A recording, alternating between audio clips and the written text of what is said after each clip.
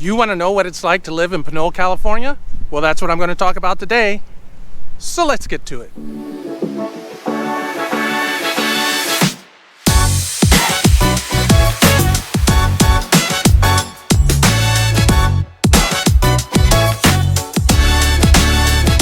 Welcome to the Thriving in the San Francisco Bay Area channel. I'm Rich Fleming, your local realtor, and I'm here to teach you everything you need to know about living, working, playing, sleeping, eating. You know the drill. And I do these videos because I have moved places, not known anyone or anything. So if you got questions, drop me a text, give me a call, send me an email. Contact information is in the video description below. In today's video, we are in lovely Pinole. So I am at Bayfront Park in Pinole, and let's start this video out as I always do in these videos with where you can find Pinole on a map. So Pinole is about 17 miles almost directly due north of Oakland.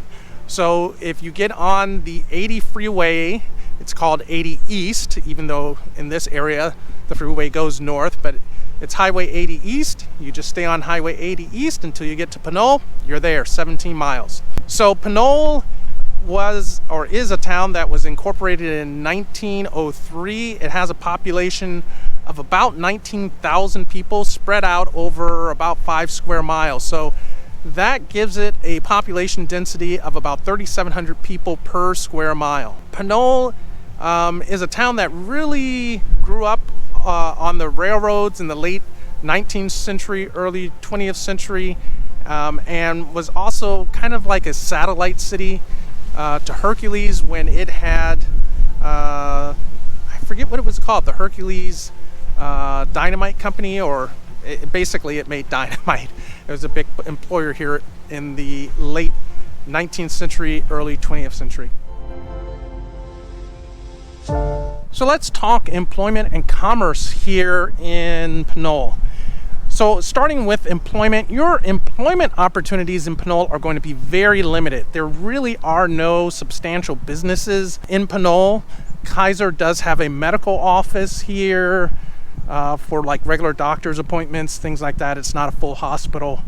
Outside of that, most of the other businesses in town are either small businesses, insurance agencies, accountants, nail shops, things like that. Or you get some big box stores, especially off of Fitzgerald, where you'll have like a Best Buy, Home Depot, I believe, some other big box retailers. But it is not really a source for a lot of employment beyond those types of careers. Schools here in Pinole. So schools, public schools, are administered in Pinole by the West Contra Costa Unified School District. If you watch some of my other videos, I've mentioned this district before. It is a very large district and provides services to many of the cities in West Contra Costa County. In Pinole itself, it has 4 elementary schools, 1 middle school, and 1 high school, Pinole Valley High School. In addition, there is an additional K through 6 Mandarin language immersion school. And it is the only Mandarin immersion school program in the East Bay. And all of that is administered by the West Contra Costa Unified School District. So let's talk transportation here in Pinole. So Pinole has pretty good transportation options, not great, but by suburban standards, pretty good. It's got like 4 or 5 bus lines that run through the city, primarily along San Pablo Avenue, which is the main thoroughfare in the city. The bus service is provided by what's known as WestCat, the West Contra Costa Transit Authority out here. Pinole does not have its own BART station. The closest BART stations are going to be either the Richmond station or the El Cerrito del Norte station. The primary freeway in the area is Highway 80. It runs north-south through Pinole and kind of divides it into east and west side. 80 is a bear of a freeway. If you've got a commute, just anticipate it's usually one of the most congested freeways in the Bay Area. Pinole is a fairly walkable city, especially if you happen to be on the west side of Pinole, the older downtown side. A lot of small businesses, restaurants, things like that are on the west side. If you are on the east side, it's not quite as walkable, but it is a relatively small city, only 5 square miles, so it isn't a horrible city to walk in.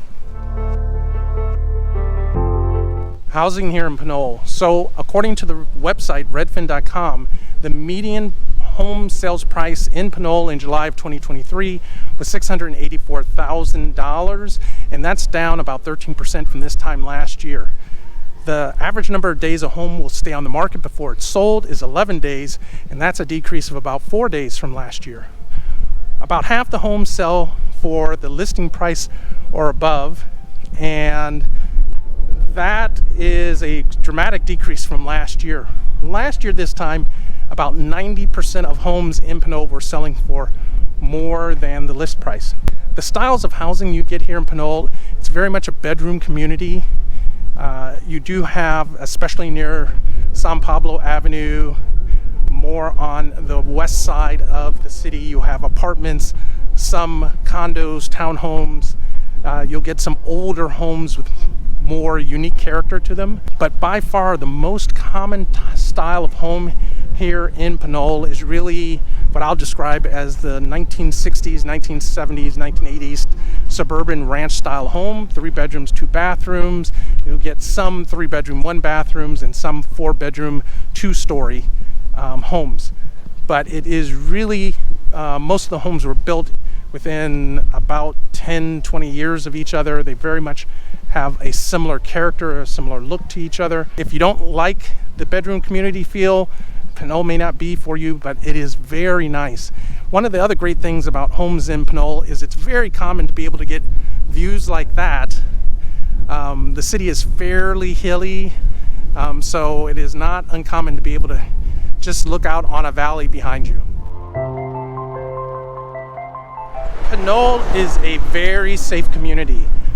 Now, if you look at some crime reporting websites, crime grading websites, Pinole usually scores like an average grade, maybe a little bit better than average grade. And that's really driven by a couple of areas of the city that do have property crime, car break-in primarily challenges.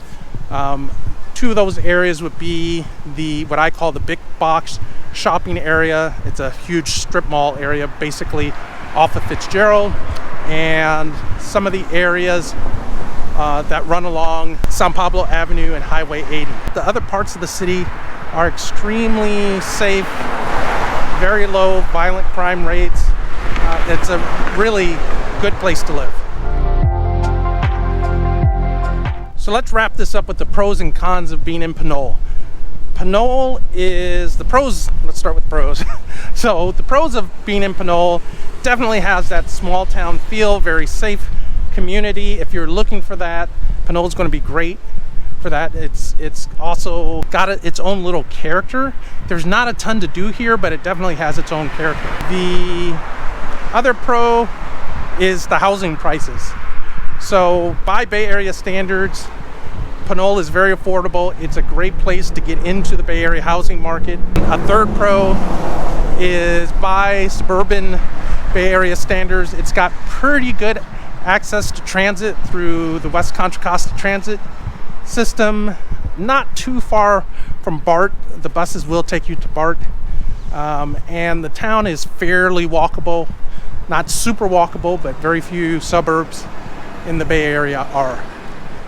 The cons, same thing about the location.